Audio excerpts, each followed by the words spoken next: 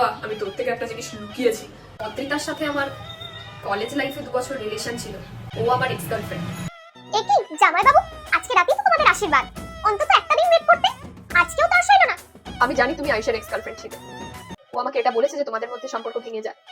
কি কারণে সেটা বলেনি, আর সেটা আমি জানতেও চাই না। যে আয়ুষ তোমাকে আজও ভালোবাসে।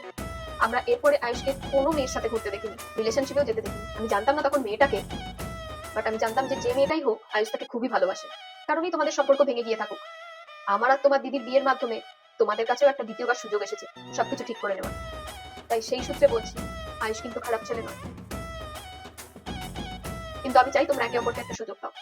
আর আয়ুষ তোমার জন্য তোমার দিদির মতনই সেম গ্রিন কালারের শাড়ি পাঠিয়েছে। আমাকে এটা বলেছে যে তুমি নাকি গ্রিন কালারের শাড়ি খুব পছন্দ করো। যদি তোমার মনে হয় তুমি আয়ুষকে একটা সুযোগ দিতে পারবে, কালকে ওই শাড়িটা পরো। এই বিয়ে বাড়ির মধ্যে কোনো ঝামেলা আর পাকাবো না, সবাই যেটা চাইছে তাই হবে।